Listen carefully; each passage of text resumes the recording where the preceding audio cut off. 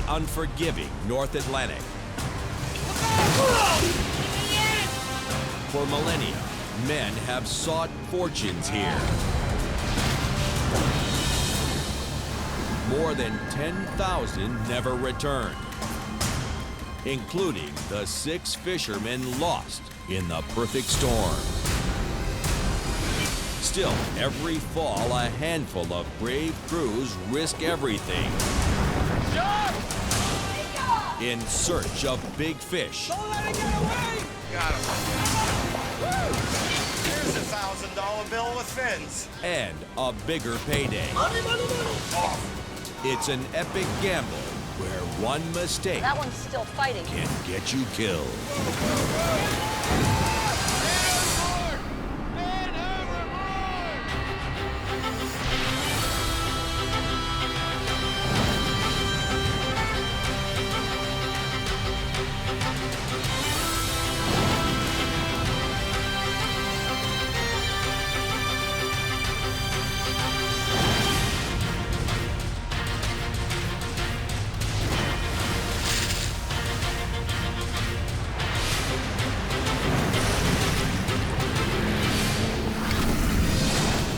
The season is rapidly coming to a close, and the money fish are migrating to the coastal waters. Fishing's not what I hoped it would be. Not empty hooks here. Supplies are running low. Swivel hooks, main line, snaps, all gone. Owners are taking matters into their own hands. I'm not looking to put anybody out of a job, but I'm looking to keep my boat running. And now, the season's most violent storm is bearing down on the fishing grounds. Better get your foul weather gear on. 110 miles off the coast of South Carolina is the little southern boat Big Eye.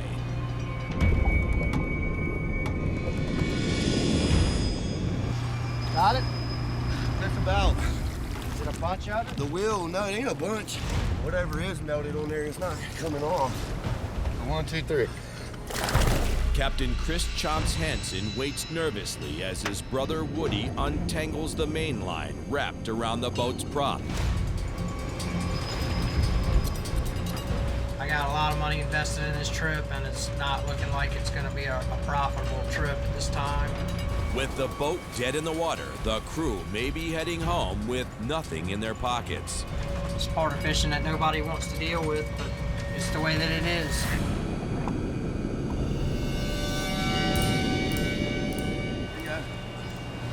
All clear, Woody? Yeah, most of it.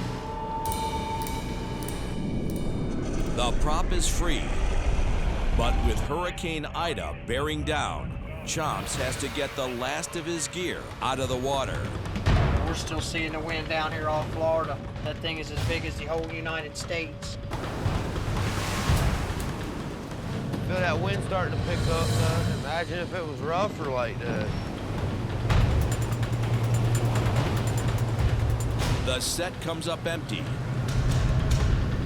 The weather has blown the good water and fish away.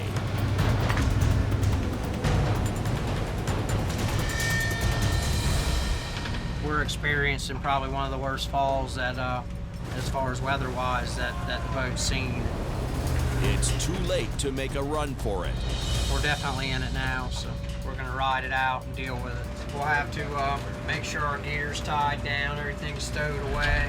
Everything that can be tied down will be tied down in case we take a big wave, so we won't wash nothing off the boat. Make our expenses even higher.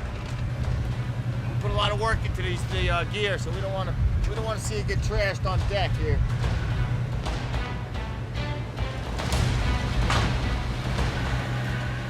They've tied down everything that's not bolted to the boat. 50-mile-an-hour wind. Not gonna be pretty. Now, all that's left is to hang on. It's a dangerous storm. God be with anybody that's out here.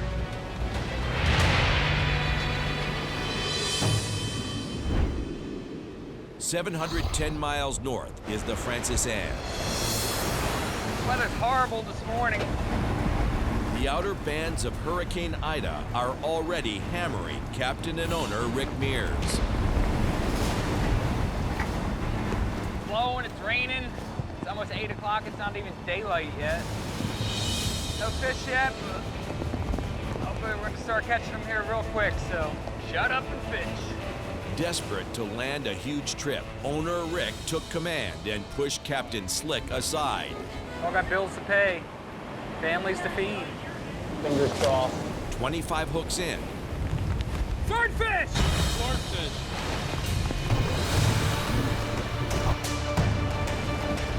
We've got it. Come on, baby. It's nasty out, but we caught a fish. We broke the ice. This 70-pound sword will bring them $280 closer to a payday. Yeah, it's a nice fish, pretty colored, fresh dead, nice one. But the big fish is where the money is. Swordfish!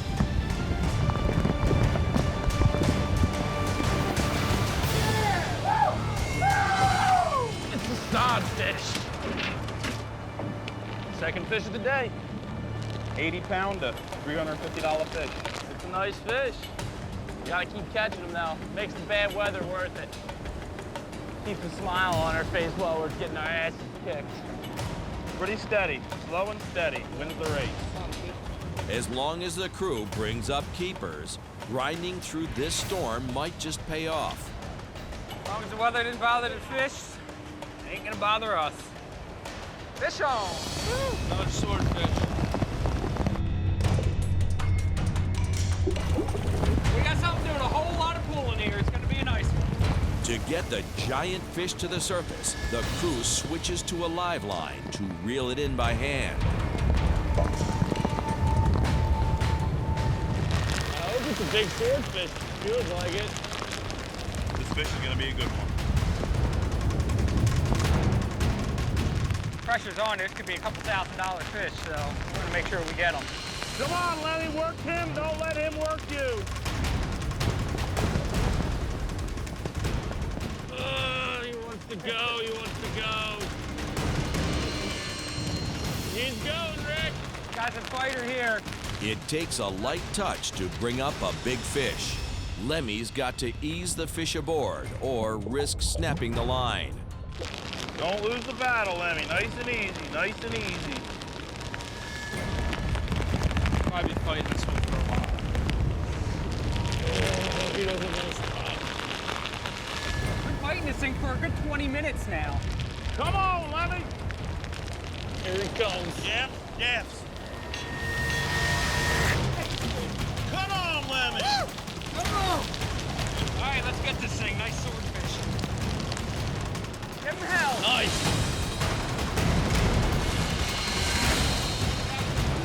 On the roll. There he is. On the boat. All right, nice fish. Get this gas. Nice job, Lemmy. Nice job, Lemmy. $1,000 fish right there. Lemmy did a fine job wiring that fish. He did good under these conditions. Nice fish. I'm kind of proud of myself for that one. That fish, that double marker broke the ice for us. We're in out of the red and into the black finally. The crew's making some money in our pocket. From here on in, money in our pocket. We're in the black. With almost $2,000 of fish added to the hold, the expenses have been paid. But with Ida heading north, Rick might not have time to make his crew a paycheck. We got a day of it, and whatever, we're throwing it out again here tonight. We got gale warnings up for tonight, so all we can do is keep throwing it out at this point.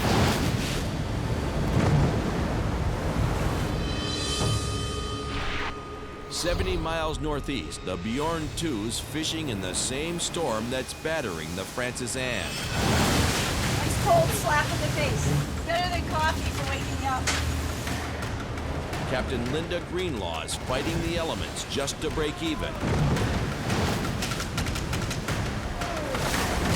But the only thing landing on deck are waves. The weather sucks. Really out. Be lucky to catch anything today. It's too rough for the gear to fish. The baits keep getting yanked around and pulled off. Insane. People have lost their minds.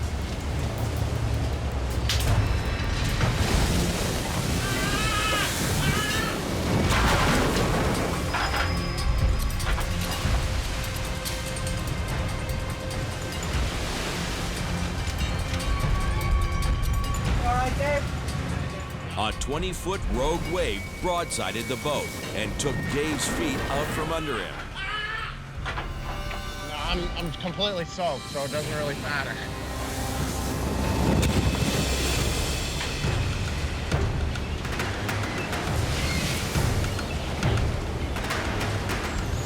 Big one coming.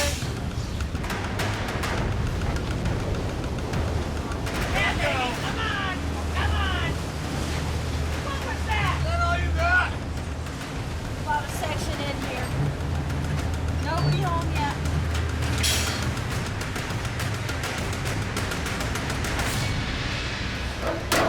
Ow! Okay. It's all right.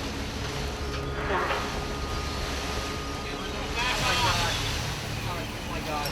Cut it, Lenny? Let me see it. Yeah, that's right to the bone. You better go just get something on that. Like what? I don't know, part of your finger's missing. Linda unhooks snaps 1,000 times a day. Ow! Okay. But this time, a knot in the line broke her rhythm. She hesitated a fraction of a second, and her finger was crushed in the block.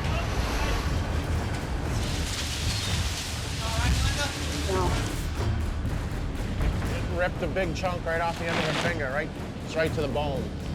One more reason why we shouldn't be hauling in this. It's ridiculous. Coming up, the Bjorn II's haul from hell. Man overboard! Man overboard! And later, Hurricane Ida blows up. Wave threw me right up against the wall.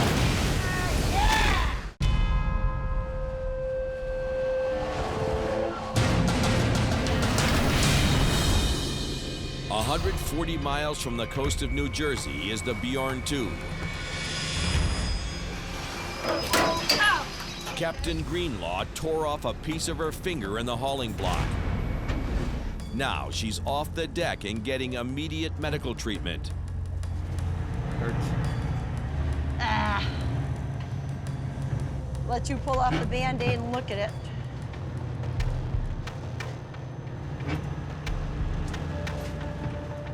Still bleeding, or is it okay? Okay, I don't want you to get crazy. It's not good. I know. The skin is gone. Yep. Okay? Kind of ripped the end of my finger off, kind of skin. Right. You don't want to lose it. But the skin's not going to grow back. Archie stops the bleeding. You're the last person I want to patch up. Well, I'm not ready to jump right out there yet, that's for sure. Let's get you. Hurts pretty bad. Just get one I don't more. want to sound like a wuss. With Linda on the bench, the battered crew fights to stay in the game. Deckhand Harry has taken the hauler. Tim and Nate are working the rail. We're wet and miserable. And Dave's at the stern winding Dobbs. It's ridiculous. So far, the crew's taken everything the ocean can dish out. But in the North Atlantic, it can always get worse. Man overboard! Man overboard! Oh! In the end! Hold in! Yes! Okay. God! All right. We took that wave. I'm done. I'm done.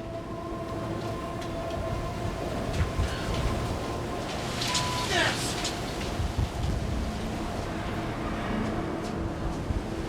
You washed it? What happened? I don't want to talk right now.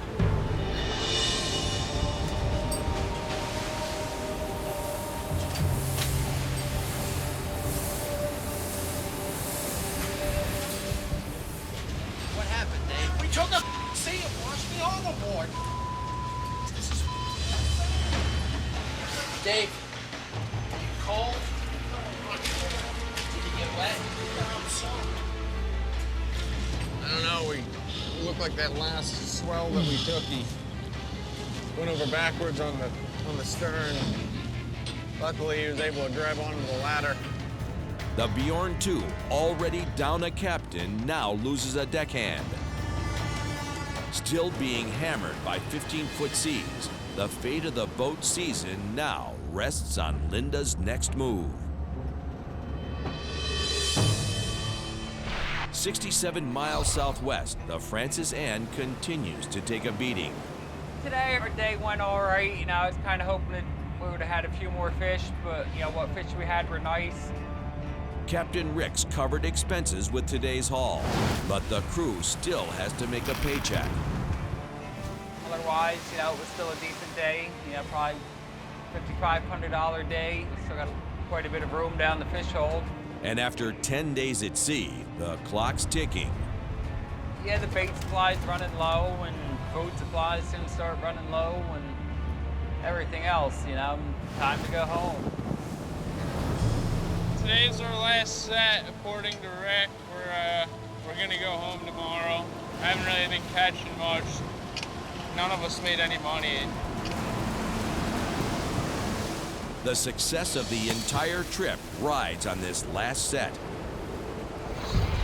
The 35 miles of main line and 1,000 baited hooks will go in the water for the final time. These hooks are their last chance to put money in their pockets, and Mother Nature's gonna make them earn it.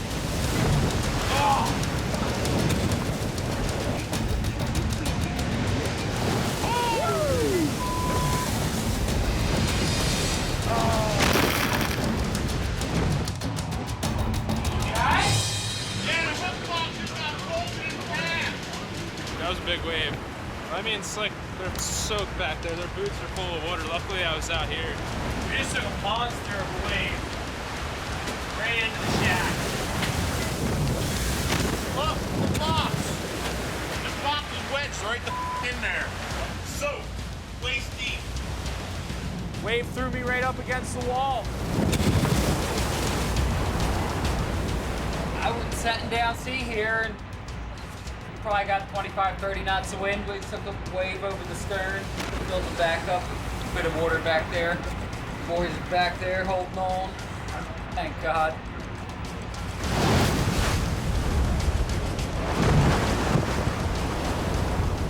Come on. 154 miles east, the Eagle Eye II's also getting hammered. This storm has come around and is totally messed up my schedule. And the usually happy-go-lucky Captain Scotty Drabenowitz is on edge. Not looking good for tuna fish. Not looking good for swordfish on the bank. A little pessimistic. I'm usually hopeful.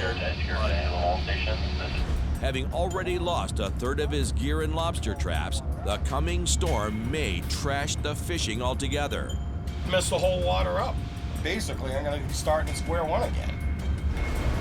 Committed to this fishing spot, Scotty's either gotta batten down the hatches or take his chances. You can throw it.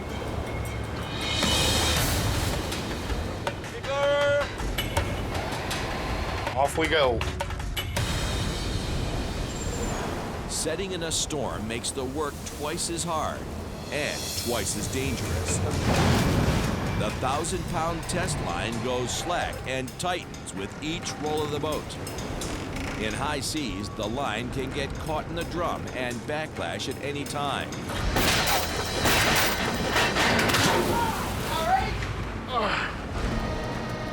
During a backlash, the line catches on the drum and is stretched to its breaking point. If it breaks, the line snaps back like a bullwhip loaded with razor-sharp hooks. Enemy backlash, you gotta move. You don't have one foot. Starts coming back the wrong way, it just snaps. The hook starts coming back at you, and it's snap in half, whip the face off you. It's just as dangerous up there for Scotty as it is down here. Like a couple years back, he got wrapped up in the main line up there by the spool. This machine is the one that's gonna really hurt you. Yeah, me up good. When I got wrapped up with it, there's a loop went around my neck and smashed me into the side of the drum and knocked me out cold for 10 minutes. So, yeah, we had to go in for that one. We had to go in for that one. Despite the danger, the crew's determined to get the gear in the water.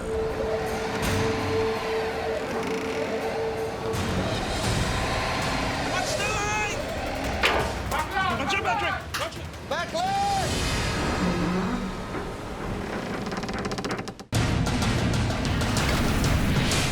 133 miles south of the Massachusetts coast is the Eagle Eye II. Captain Scotty and his crew are setting in the middle of a storm. And the rolling sea is stretching the line to its limit.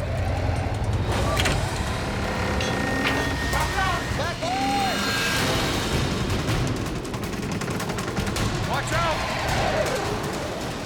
But before the line can snap, Scotty stops the drum. We had a backlash on the spool here tonight. Kind of happens pretty quick. Rather than setting it out, she's hauling it in on her own. Instead of a disaster, the crew gets back to setting out all 30 miles of main line. That's the last meet for this set tonight, boy. Say a prayer tonight for some fish.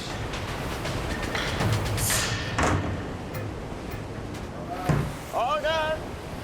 There are no guarantees in fishing, and with the storm churning up the sea, Captain Scotty can only hope the fish stick around.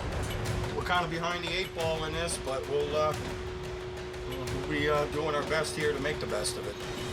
We just need the fish to cooperate. 750 miles southwest of George's Bank is the Big Eye. It's drilling the Carolinas. It's drilling Boston and New Bedford. Chomps breathes a little easier after only being grazed by Hurricane Ida. Weather's looking choppy, windy, but not stormy. Well, choppy, windy, and stormy, but not gale force winds. We'll be fishing tonight for sure. Try to get what we can, try to salvage our trip. With the storm moving north, the crew of the little southern boat can get back to work.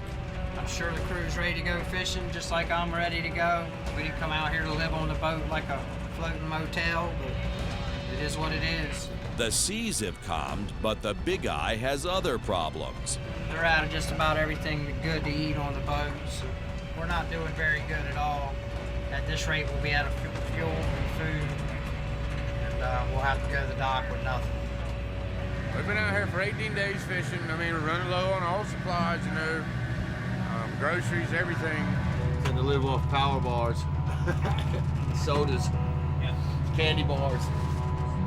But Chomps' most immediate problem is that they're running out of bait. There's only enough mackerel for this last set. No more chances at the lottery. Ready, Woody? On the buoy. At the end of his bait, this set is Chomps' last shot at bringing in the fish. We're gonna put it out, we're gonna haul it up. That's one thing's for sure. Whether the fish eat or the weather ain't calm enough for the fish to bite, that's another story. That's not left up to me. Whatever happens, happens. It's the way it goes.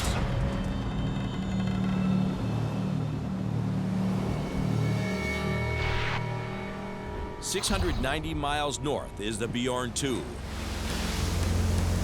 Captain Greenlaw is reeling after the storm wreaked havoc on the boat and the crew.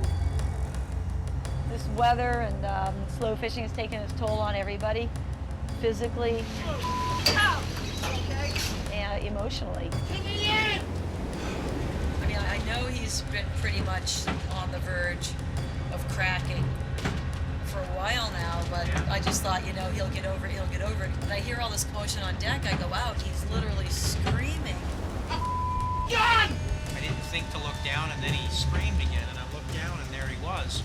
And he's hanging on to the ladder. Finally, and then when he laid down on the deck after he came over, he was in a fetal position. You feel better, you come back on deck. I'm gonna watch you. I'll be right by you. I've never seen Dave this bad. He seems worse now than I've ever seen him.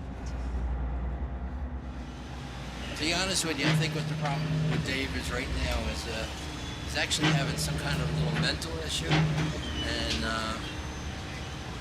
it could be serious. I don't know really what happened back there on the back deck, but he truly feels like he could have just lost his life and never see his daughter again. The bottom line is, we do have a problem here. With a potential losing trip staring her in the face and a deckhand who's still shocked after a near-death experience, Captain Linda's next decision may define her entire season.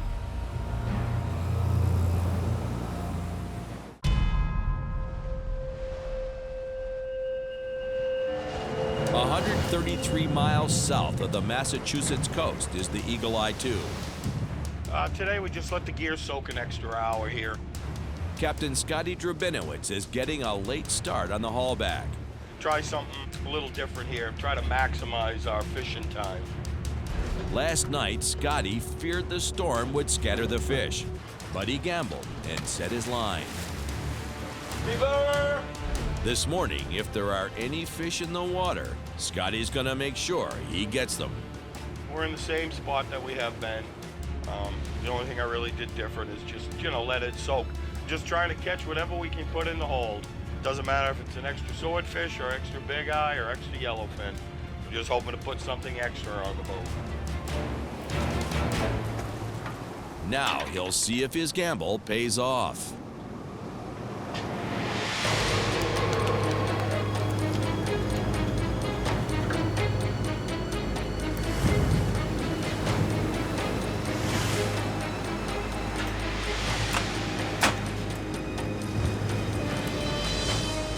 Fishing only 700 hooks, the first 250 have come up blank. We're certainly not getting a whole lot of fish here, so I don't know. Fishing-wise, we're not doing too sporty. I don't know if the fish just didn't chew or the fish are moving out of here. Got something here. What should be? Tuna!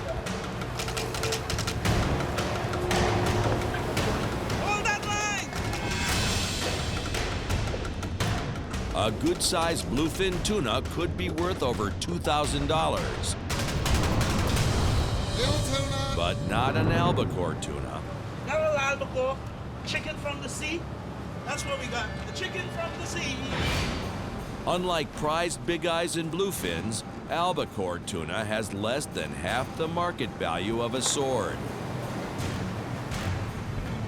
Another tuna. All right. In we go. Not catching much here at all. Pretty dismal.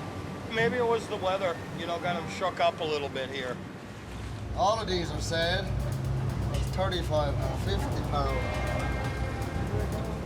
Today's haul added only 300 pounds to the hold. So how you gonna make money when you're not catching fish? Ain't gonna happen. This time, Scotty missed the fish. He bet against the storm and lost.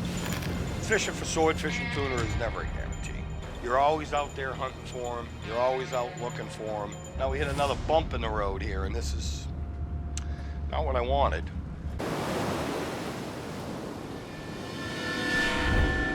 "760 miles southwest is the Big Eye.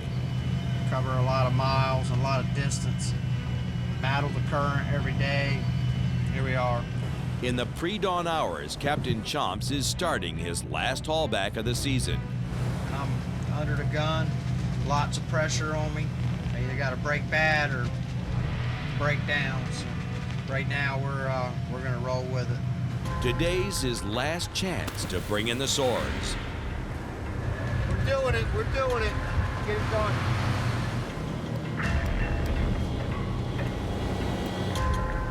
They're low on food and out of bait. And after 30 hooks, they pulled in nothing.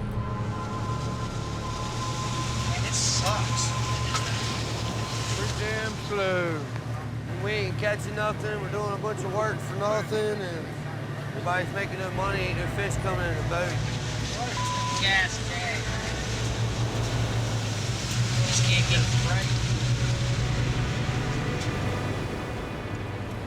With less than 5,000 pounds of fish on board, the crew ends another trip without a paycheck. And Chomps heads to shore deeper in the hole than when he left. Very, very poor day. Our fishing's just, it's just not paid off for us. It's part of it. Hang on, come on, big Memphis, wake up! Come on! Hey. What are we doing here? You going in? What's happening? I ain't got enough bait. Yeah, well, if you want to get up with me, you need to just come right at me.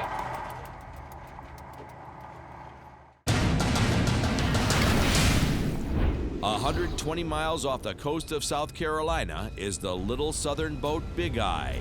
After running out of bait, Captain Chomps' season is over. Hang on, come on, big Memphis, wake up! Come on! Hey. What are we doing here? Are you going in? What's happening? I ain't got enough bait.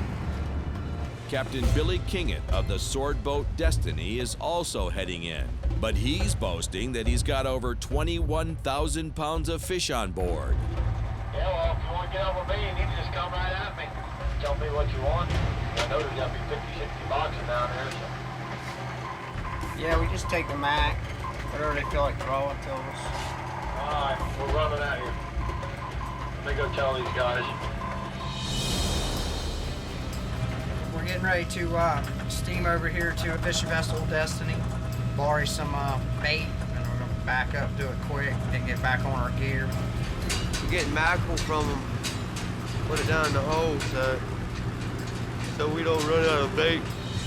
Earlier in the season, the Big Eye was blocked at the loading dock by the Destiny, and Chomps and his crew were forced to load the other boat's bait. You're gonna be dumb, you better be tough. That's what my parents told me. Now, Captain Billy's returning the favor, but it's not gonna be easy. My whole plan is to do a sea transfer with Billy, and hopefully we don't crash into each other doing it. Nervous wreck when I get close to them, but they gotta get the bait, so we gotta do it, so off we go. The transfer might save his season, but the fiberglass Big Eye could be crushed by the steel-hulled Destiny. I just get nervous when I get around a steel hull like that, where something happens, you know, it'll crush us.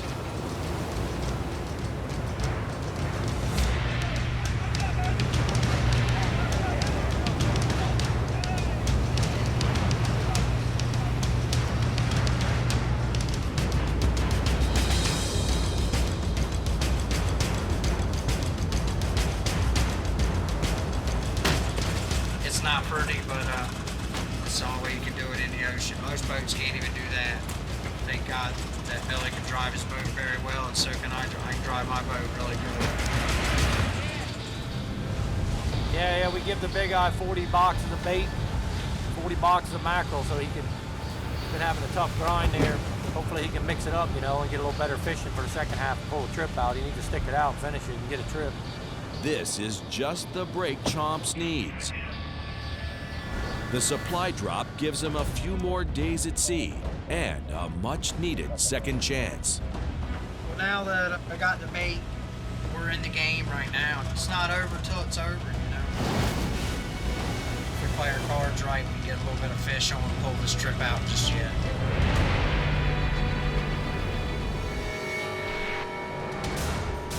640 miles north is the Francis Anne. I hope you get a good day here today. Captain Rick is also at the end of his bait and supplies. Hopefully there's still a few around here. That's where we finish our trip up, and yeah, I'll still catch a few here at the end. Captain Rick covered his expenses with his last haul, then set his gear during the storm. He's betting the fish are still around. It's been a long trip here for us, with a lot of sets in, and hey, every fish counts at this point. Down to their last haul of the season, what they catch here will determine the size of the crew's next paycheck. Crunch time.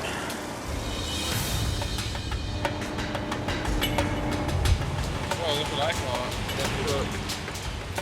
Not a whole lot coming up around them here, so Halfway through the set, it looks like Rick and his crew are going home empty-handed. Fish on!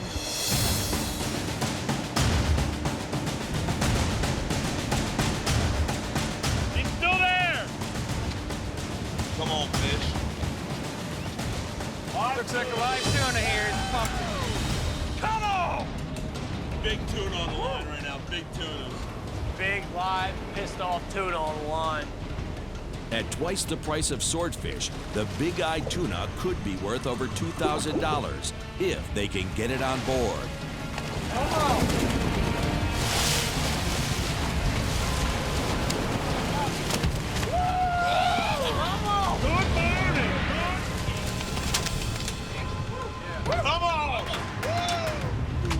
Good morning. That was awesome. Probably $2,000 fish.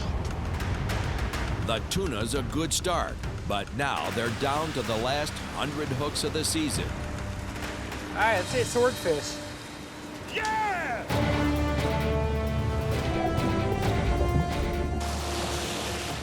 Nice sword. Yeah! Come on. It's our long-awaited daily double. Nice fish, absolutely. It's what we've been looking for. Swordfish, nice sword, nice sword. Come on! Woo! Come on, baby!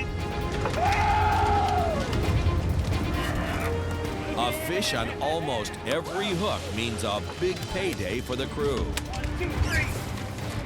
1, 2, 3. Where these things been for the last week? Yeah! Woo! Come on.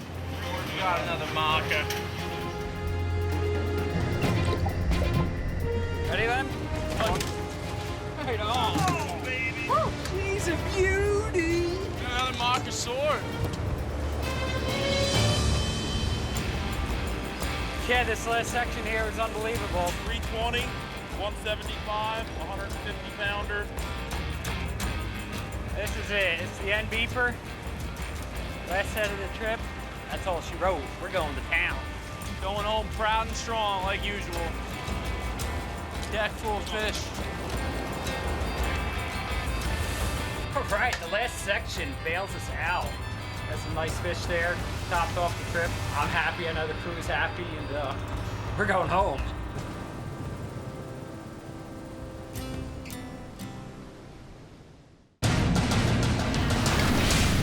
With just days left in the season, the Big Eye's back in the game with enough bait for 2 more sets. The Eagle Eye II's trying to find the swords. The Francis Ann is heading home with over 14,000 pounds of fish in their hold. And the Bjorn II's just been through the haul from hell. I don't think any of us have ever worked quite this hard for so little. The seas have calmed, but Captain Greenlaw is still faced with one of the most difficult decisions of her career.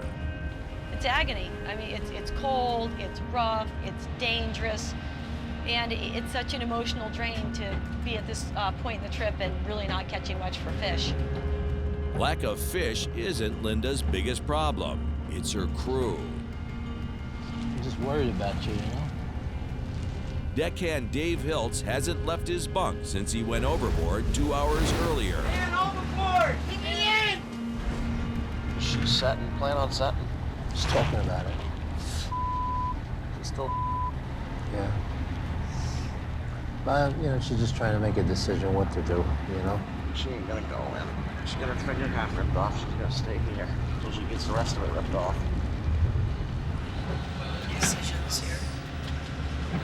Tough decisions here.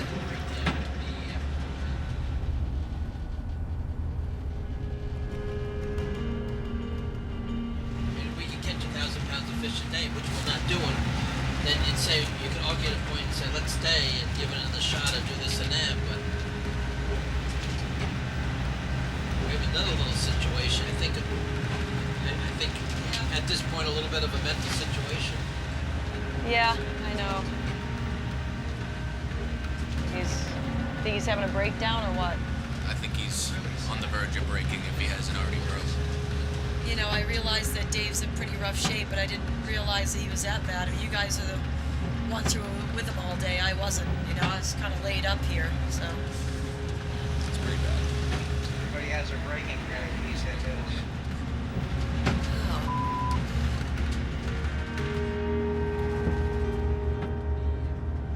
They see a lot more of Dave than I do on this boat. I have to respect their opinions of what's going on. I mean, these aren't kids, these are grown men. He weighs heavily, you know, he's my friend. Yeah, the guy's a wreck. I guess I owe it to him as his friend and his captain and the rest of the crew to get him ashore.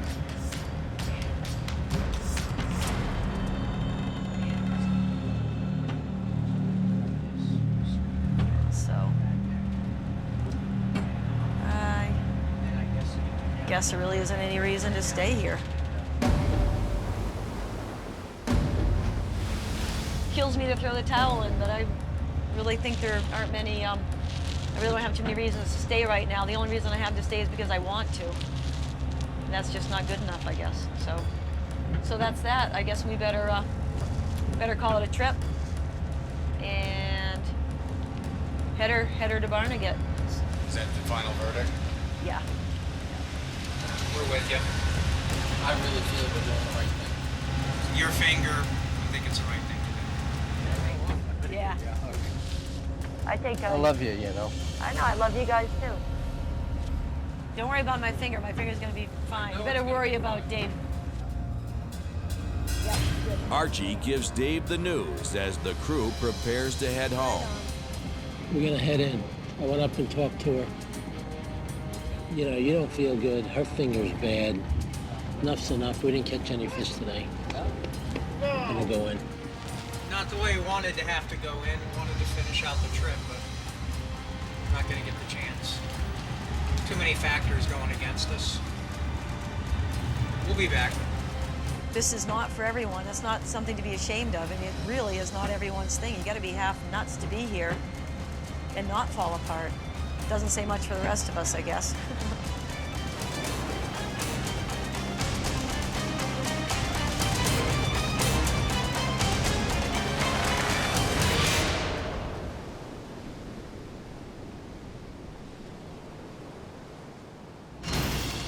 Next time on Swords. The season races to a climax. Some triumph. Real nice. And others Everyone's really worried about him. fall apart. And we are at the dock, and you are me up. Fishermen are for homeless and people that with no family, because that's the way it is.